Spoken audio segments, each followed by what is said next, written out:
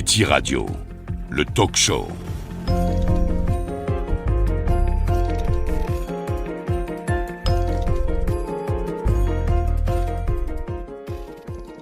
Bien salut à tous et à toutes, c'est la Team Yeti qui est composée de Lucas, Ethan, Nino, Brian et moi. Donc aujourd'hui. Et Dr Pomme, hein. Faut quand même le présenter, même s'il se fait vieux. Donc aujourd'hui nous avons de nouvelles chroniqueuses, qui sont des apprentis on va dire. Donc qui sont Oriane et Camille, donc je vous laisse vous présenter les filles. Ah oui, et Brian, c'est bon hein. Donc je vous laisse vous présenter tous. Bonjour, je m'appelle Oriane et j'ai 11 ans. Qu'est-ce qui t'a donné envie de faire ça? En fait c'est que j'aime bien la radio, c'est pour ça que j'ai voulu essayer. Un peu trop simple, mais t'écoutes ou pas la radio? Oui, j'écoute la radio. Ok. Camille, je vais te poser la même question. Hein. Bonjour, je m'appelle Camille et j'ai 10 ans. Et pourquoi tu veux faire de la radio? Parce que j'aime bien entendre la radio, surtout Nostalgie, mais sinon ça va. Ok. Et Brian, hein. Le dernier cas. Bonjour, je m'appelle Brian, j'ai 12 ans. Et qu'est-ce qui te motive à faire ça? J'aime bien tout ce qui est musique, jeux. Et comment pour une première fois, vous trois, comment ça vous fait? Moi, j'aime bien. Ok. T'es pas un peu stressé ou quoi? Non. Ok. Donc après, c'est la présentation. Nous allons passer à notre programme. Alors, donc je vais vous présenter le jeu d'horreur Until Dawn, mais sa vraie histoire, de quoi il a été repris, tout ça. Pas comme Ethan l'année dernière. Qui lui vous a juste présenté le jeu, de quel éditeur était fait, tout ça. Ensuite, nous ferons du paranormal encore, hein, le débat. Comme la dernière fois, nous n'avions pas fini. Vous écoutez Yeti Radio.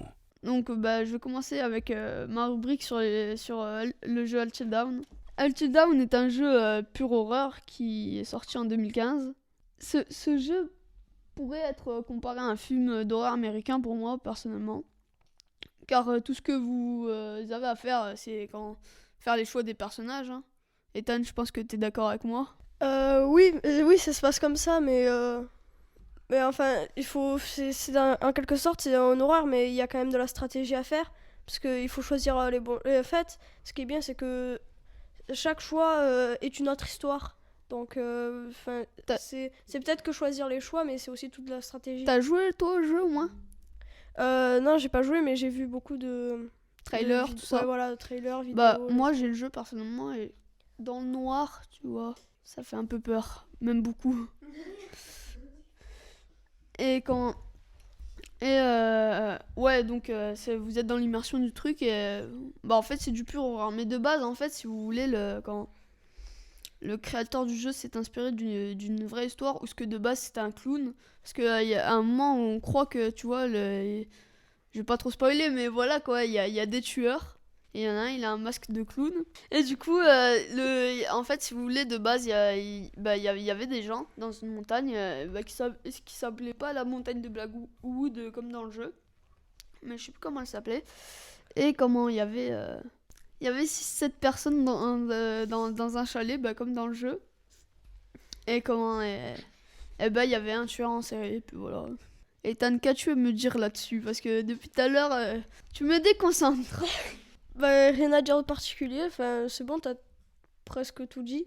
Ah non mais après présenter le jeu dans la manière où qui l'a développé tout ça c'est pas mon truc hein. Ah bah oui mais moi j'ai vraiment la mémoire courte donc je me rappelle plus du tout. Et en fait ce qui est bien c'est que il y a des moments où le film il fait peur, enfin le jeu il fait peur sur le coup, mais c'est surtout en fait ce que j'ai bien aimé c'est que c'est stressant et angoissant. Donc tout le long du jeu en fait si on fait pas de grandes pauses c'est on reste dans le jeu sans penser à autre chose en fait et ça c'est bien.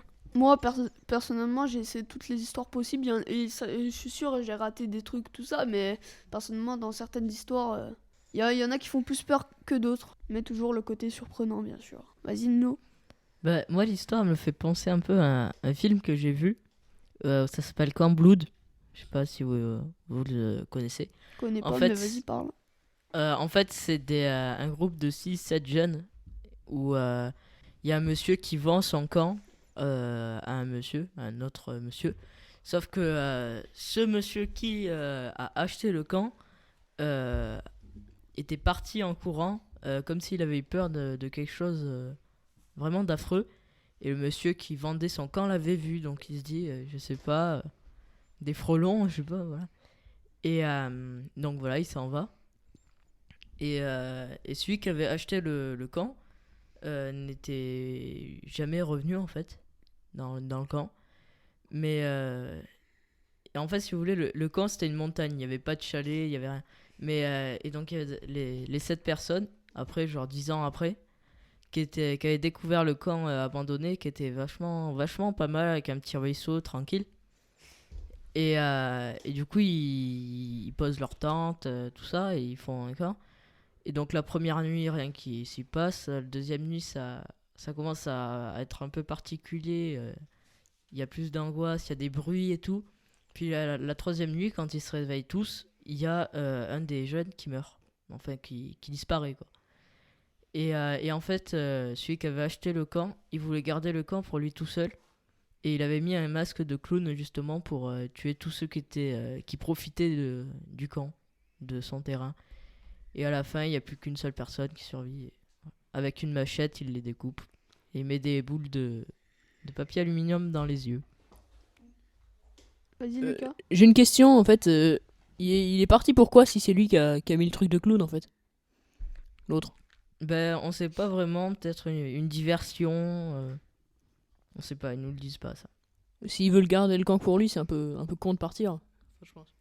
Ben, je pense qu'en fait, il a fait semblant de partir pour faire croire qu'il y avait personne et du coup qu'il pense qu'il est tranquille vu qu'il y a plus de directeur, je sais pas.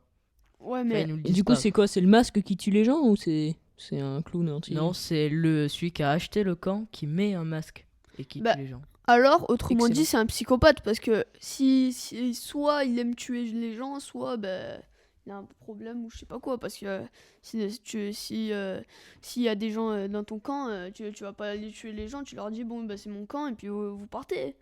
Bon, à part s'ils ripostent après. Mais bon, je ne sais pas trop. Bah, je sais pas, c'est le film. Le film, voilà, il est un peu space aussi. Et hein. comment t'as dit qu'il s'appelait déjà? Camp Blood. Comme Blood? Camp Blood. En fait, c'est quand il a acheté le camp, le monsieur il l'a renommé. Mais sauf que au lieu de changer le panneau, tout simplement, ben, avec une peinture rouge, il a marqué à la place de Woody, il me semble, c'était avant le camp, et il a marqué Blood. Voilà, dessus. Ok, bah j'irai voir ce film, je vais essayer de le voir, tout ça. Acheter légalement, bien sûr. Ouais, t'inquiète pas. Je vais essayer de le trouver par DVD ou quoi. Hein. Yeti Radio, le talk show. Ouais, donc continuons avec la partie paranormale qui est toujours de l'horreur, je pense. Hein. Donc là, Camille, Oriane et Brian, là vous pouvez participer. Donc déjà, je pense qu'on a déjà fait le tour de table l'autre fois. Non, il n'y avait pas Ethan. Et bah, il n'y avait pas Oriane et Camille et Brian, encore une fois. Donc là, je vais vous expliquer vite fait. Si vous voulez, on va débattre là-dessus pour qui y croit, qui y croit pas, si on a déjà vécu des expériences ou quoi. Donc Ethan, je vais déjà te poser la question à toi. As-tu déjà vécu des expériences paranormales? Jusqu'à présent, non. Mais personnellement, j'y crois, mais avec des limites, genre. Enfin, j'ai pas d'exemple qui me viennent directement en tête. Mais personnellement, j'y crois, oui. Et quoi, tu connais personne qui a... Bah, à part autour de cette table, non. Et si je te dis, par exemple, la Dame Blanche, tu crois ou pas? Non, la Dame Blanche, non. Pourquoi? Bah, je sais pas, c'est pas quelque chose qui m'a l'air réel, en fait. Par exemple, des espèces de fantômes ou d'esprits à la limite, mais pas non plus des démons qui viennent ou un truc comme ça. Bon, en général, quand il y a un truc qui vient te faire chier, hein, je peux le dire, hein, bah, c'est des démons pour moi. C'est des esprits, d'accord, mais t'appelles ça des démons. Le démon, en fait, pour moi, est pas la... En fait, la signification de démon, c'est un petit diable, en fait. Donc, il a le physique, comment dire, approprié et tout. Ok. Ok, donc Oriane, toi, tu crois pas, histoire vécue, tout ça? Bah, en fait, les films d'horreur, je connais pas trop. Donc, ben, pour l'instant, j'ai pas vécu des expériences, enfin des aventures incroyables, hein. Après, bah, je crois pas personnellement. Non, ok. Camille, En fait, je sais pas qu'est-ce que ça veut dire paranormal. paranormal, tout ce qui est fantôme, Non, esprit, tout ça, si tu veux. non, j'y crois pas. Pourquoi? Bah, Moi, je parce veux que- savoir, je vais te tirer les verres du nez, crois-moi. Parce que, comme tu disais, à Dame Blanche, à Ethan, eh ben, il y a une fille, elle m'a dit qu'il y avait des filles dans son école qui l'avaient déjà vue. Et que, voilà. Eh ben, elle m'a expliqué comment faire. Bah, moi, j'ai essayé. Bah, Elle je t'a peux dit, te il dire faut que... dire 3 fois quelque chose, tout ça? Non? Non, il faut dire 3 fois en se voyant dans un miroir Dame Blanche. Ouais. Et elle vient pourtant, avec un couteau. Non, pas non. spécialement. Normalement, Moi, c'est la tu légende que fais je une connais. illusion et tu vois la Dame Blanche. Bah, j'ai essayé, je peux te dire, ça n'a pas marché, hein. Bon, bah. Donc, vas-y, Ethan, tu voulais dire un truc à propos de l'histoire de Camille? Oui, par rapport au fait qu'il faut se regarder devant un miroir et dire 3 fois la Dame Blanche. En fait, il y a une autre histoire, c'est Bloody Mary. C'est en fait, il faut faire pareil. Il faut que la lumière soit allumée, regarder le miroir, tourner et dire en même temps 3 fois Bloody Mary. Apparemment, elle apparaîtrait Ouais, avec justement une arme blanche. Ouais, un couteau. Tu sais ce que ça veut dire, Bloody Mary? Non, là, non, pas.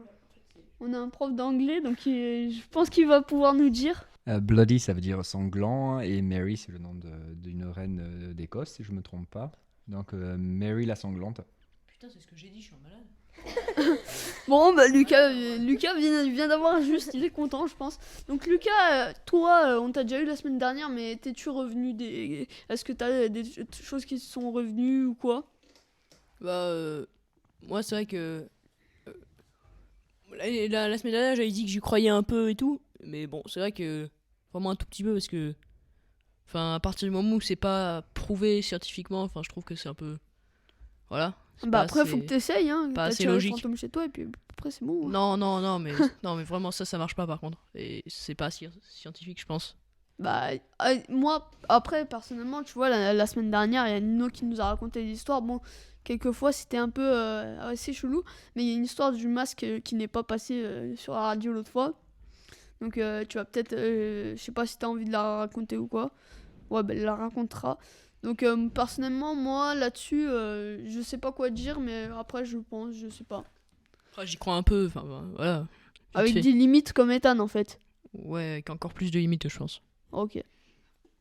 Vas-y, Ethan. Il y avait un autre truc, je sais plus, enfin c'était un moment, on va dire c'était un peu à la mode. C'est quelque chose, on prenait une feuille, on la découpait pas en quatre, mais avec un crayon on faisait un trait en quatre. Charlie Challenge. Ouais, voilà, c'est ça.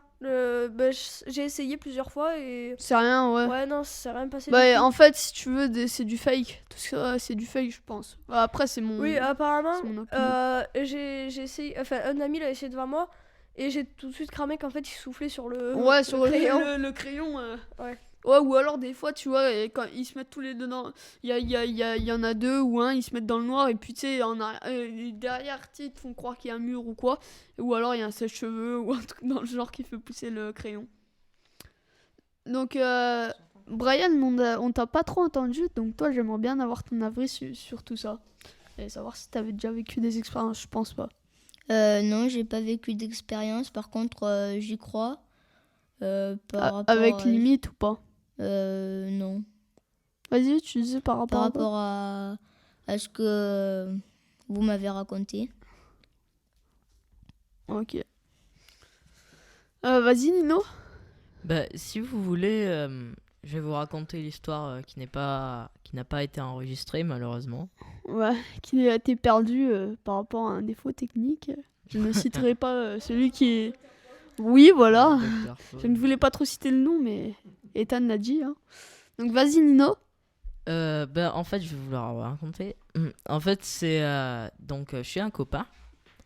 On s'amusait à se faire peur, mais On se disait après comme quoi c'était nous qui avions fait ça, et puis ça, donc ça a fait ça.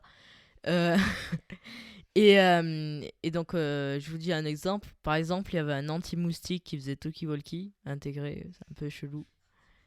Et Dr Pomme est en train de désespérer. Et donc, on parlait dedans, et puis on faisait croire que c'était ça et tout. Enfin, c'était des esprits, pas du tout, voilà. Et une fois, j'étais venu chez lui pour dormir de nuit. Et justement, le deuxième jour, il y a eu quelque chose qui nous a perturbés. Je te coupe 2 secondes. Quel est le rapport avec des talkie-walkie moustiques? Je sais pas, c'était intégré dedans, c'est chelou, je sais, mais ça marchait. Et Alors, comment t'as fait pour unir les deux Mais- sérieusement. Quand ils l'ont acheté, c'était déjà comme ça. C'était comme ça. Bon, ok. sais pas Donc pourquoi. vas-y, je te laisse continuer. Hein. Donc bref, et donc à un moment, on était allé au grenier pour voir comment ça s'appelle, les bric-à-brac qu'il y avait aux 2 anciens oncles de mon copain en fait, qui habitaient en fait avant en haut. Donc il y a tout et n'importe quoi, hein. Il y a tout et n'importe quoi. Et donc une fois, on y va pour fouiller, et puis il y a un masque en fait qui nous a, depuis tout petit, il nous fait peur, ce masque. Il appartenait aux grands-parents de la mère de ce garçon et de mon copain, quoi. Et puis, en fait, ce masque, je vais vous le décrire. Il avait un visage un peu fin, le menton un peu pointu, il était rouge et vert, et puis ses cheveux, en fait, c'était composé de 3 serpents. Et puis, il avait des yeux, dans ses yeux, il y avait comme des spirales, comme on voit dans les films, là, les hypnotiseurs, c'était ça, mais rouge et vert. Et il avait un sourire assez terrifiant d'un point de vue.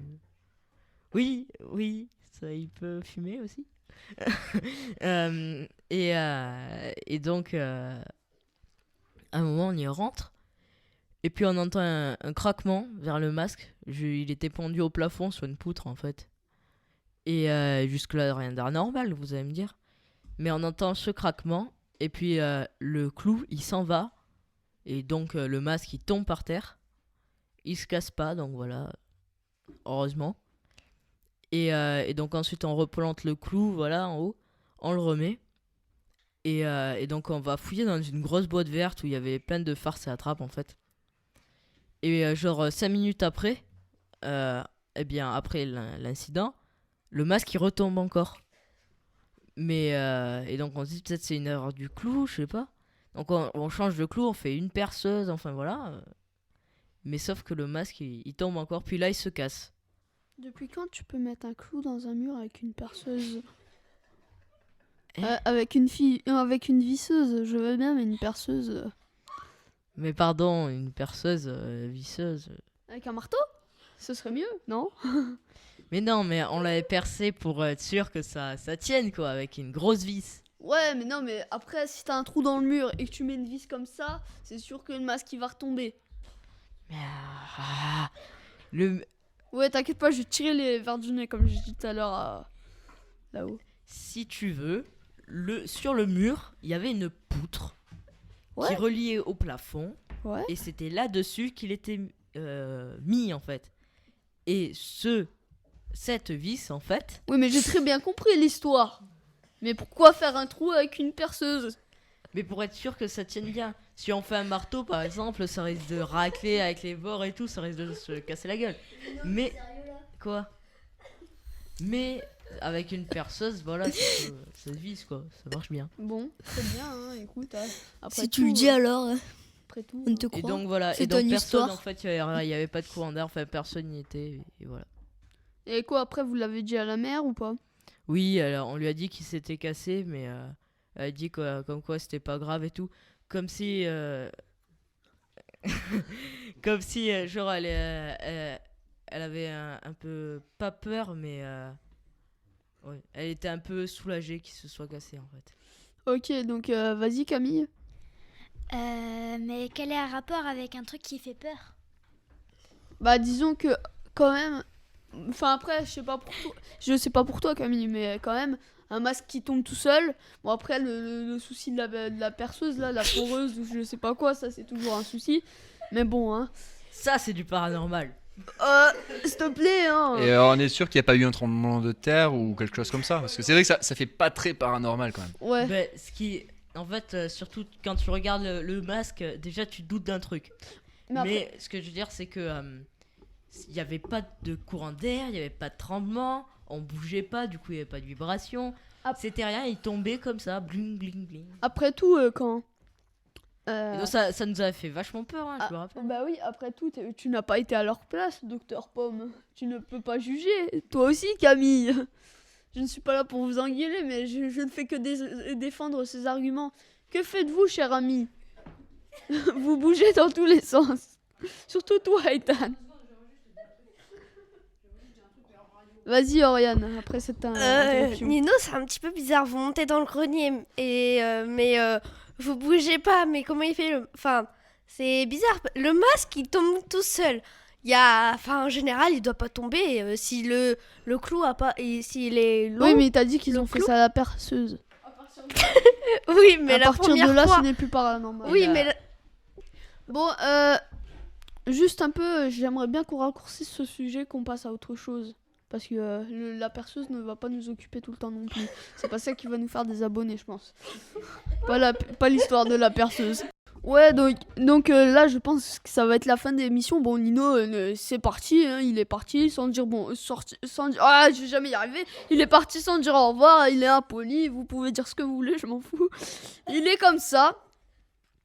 Donc on va devoir mettre fin à l'émission, ce qui est vraiment dommage. Mais avant, on va faire un petit karaoké. Non, je déconne. je déconne avec le karaoké. Ouais, donc on va tous dire au revoir. Donc un par un. Je commence par Lucas. Au revoir. Ethan. Salut à tous. Oriane. Au revoir. Camille. Goodbye. Nino qui n'est pas là d'ailleurs. Brian. Choose. Eh ben moi, bonjour ou éventuellement bonsoir et abonnez-vous.